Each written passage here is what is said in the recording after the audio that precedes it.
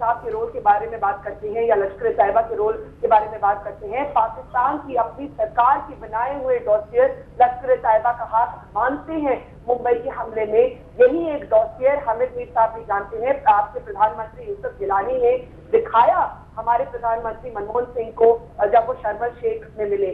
तो ये इससे तो मैं बिल्कुल भी सहमत नहीं हूँ। लेकिन मैं एक और बात कहना चाहूंगी, पाकिस्तान की सिक्योरिटी एस्टैब्लिशमेंट के कुछ जो रोग एलिमेंट्स हैं, ये बार बार सवाल उठता है that are there rogue elements within the security establishment. और आप इंडिया की बात छोड़िए, आप बेनजीर भुट्टो की असैसिनेशन की बात करिए। आप याद करें कि तब पीपीपी ने, बेनजीर की पार्टी ने खुद कहा था, खुद बात की थी, खुद जिक्र किया था कि उनको लगता है कि उस समय के जो कुछ सिक्योरिटी एस्टैब्लिशमेंट थी देवर एलिमेंट्स विद इन। तो इंडिया की बात छोड़े, आप बेनजीर की असैसिनेशन की बात करें और फिर ये बात रखिए कि are there rogue elements within the establishment. जी, इस पे मैं छोटी सी बात कहना चाहता हूँ। ये बरखा की बात सही है कि रोग एलिमेंट्स हैं, बट रोग एलिमेंट्स सिर्फ पाकिस्तान की इस्टेब्लिशमेंट, सिक्योरिटी इस्टेब्लिशमेंट में नहीं है।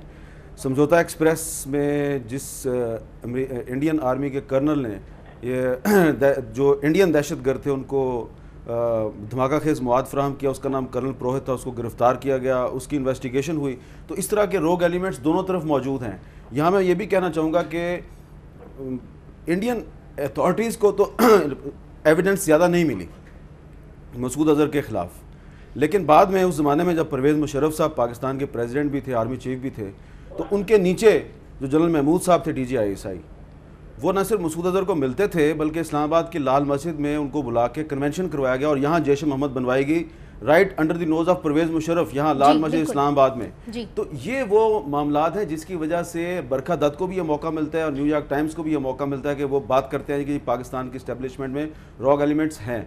लेकिन मैं ये कहूँगा एज अ पाकिस्तानी कि इंडियन आर्मी में कर्नल पुरोहित जैसे लोग हैं, उनके बारे में भी बोला करें बरखा। नहीं, आपने सही कहा, मगर अगर आप इसको एक बड़े जाविये से देखें कि यहाँ पे जो डिबेट हो रही है दुनिया में, वो आज इंडियन एजेंसी रॉ के बारे में नहीं हो रही।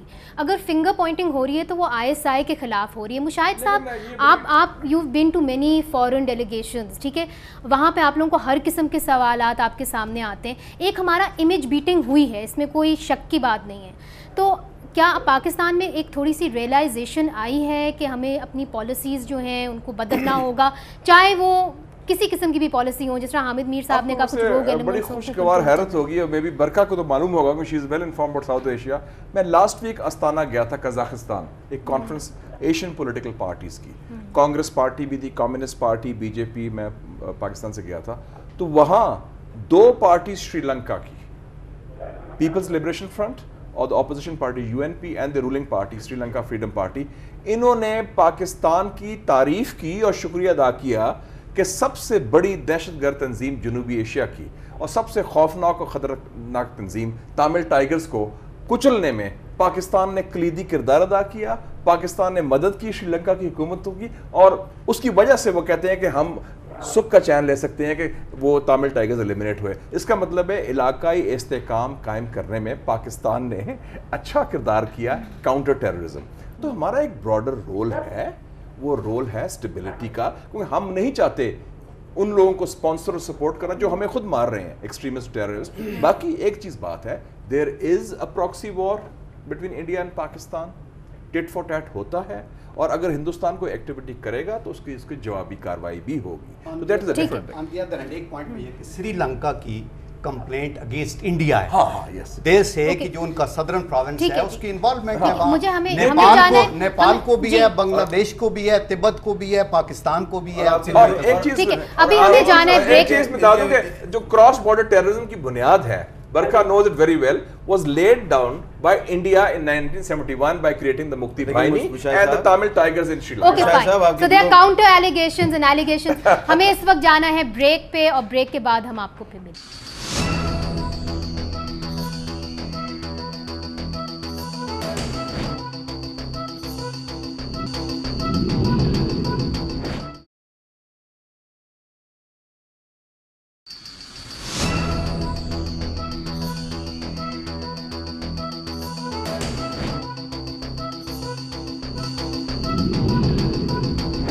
Welcome back. ब्रेक से पहले हम बात कर रहे थे एनडीटीवी की ग्रुप एडिटर बरखा दत्त से, और उन्होंने कहा कि पाकिस्तान एस्टैब्लिश के अंदर कुछ अनासर हैं जो टेररिस्ट को सपोर्ट करते हैं, उनकी सरबराही करते हैं।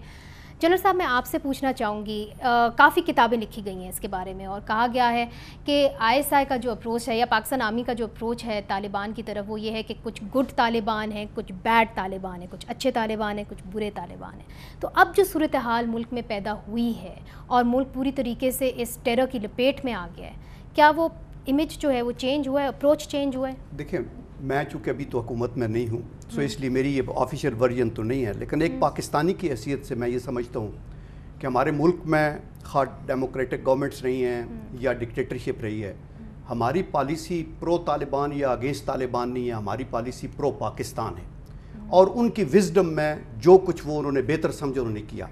एज ए पाकिस्तानी मैं ये समझता हूँ कि अमेरिका या इत्तेहादियों का कब्ज़ा अफ़गानिस्तान के ऊपर पाकिस्तानी अवाम उसको अच्छी निगाह से नहीं देखते, और वो समझते हैं कि अफ़गानियों को ये हक़ हासिल है कि वो फ़ाइट बैक करें और इस गलबे को ख़त्म करें। जहाँ तक पाकिस्तान का ताल्लुक है और पाकिस्तान के अंदर रेजिस्टेंस का ताल्लुक है, इसमें कोई शक नहीं कि इसके अंदर बहुत से फॉरेन एलिमेंट्स भी हैं, मिलिटेंट्स भी हैं, जिहादी तंजीमें भी जिनकी मिसप्लेस्ड कन्विक्शन थी वो हैं, और ये एक मोज़ाइक सा बन गया है जिसकी वजह से हमारे नेशनल इंटरेस्ट को धक्का लगा है। अल्लाह का ये करम है कि कौम पूरी, अफवाज पाकिस्तान, हुकूमत पाकिस्तान और अवाम ने मुतफ़िक़ा तौर के ऊपर ये पॉलिसी जो सवात और मालाकांड में इस रेजिस्टेंस को ख़त्म किया। कल ही मैं वहाँ के मिनिस्टर एक मेरे से बात कर रहे थे, वो कहते थे कि लॉ एंड ऑर्डर की सिचुएशन अब पहले से भी बेहतर है जब वो तालिबान आए थे। And I pray and hope कि वज़ीरिस्तान के अंदर भी हम सोच समझ के लोगों के साथ, अपने लोगों के साथ जहाँ बातचीत कर सकते हैं बातचीत करेंगे, और जहाँ हम समझते हैं कि ये वेपन छोड़ नहीं रहे या वेपन को सरेंडर नहीं कर रहे, वहाँ वो of course writ of the government के लिए सख्ती की जाएगी। मुशाहिद साहब, इधर मैं आपसे पूछूंगी कि पाकिस्तान में बहुत ज़्यादा पीस डील्स हुई हैं तालिबान के साथ। आप हुकूमत में थे जब मुशर्रफ हुकूमत करती थी, पीस डील्स करती थे, फिर कभी मिलिट्री ऑपरेशन करते थे। इससे क्या कन्फ्यूजन और मज़ीद नहीं पैदा होती और आप गलत सिग्नल्स नहीं भेजते? उसमें जो बुनियादी गलती हुई थी 2004 में जब अमरीकी दबाव आया बुश इंतज़ामिया का मुशर्रफ साहब की हुकूमत पर, तो इन्होंने without a well thought out strategy फ़ौज वहाँ भेज दी। टेरेन की ट्रेनिंग नहीं थी, काउंटर इंसर्जेंसी की ट्रेनिंग नहीं थी, इंटेलिजेंस ठीक नहीं थी, और उसमें फिर कन्फ्यूजन हुई, 1 स्टेप फॉरवर्ड 2 स्टेप बैकवर्ड। वो पीस डील जिसका आपने जिक्र किया, वो डील्स भी हुई, डील तोड़ी भी गई,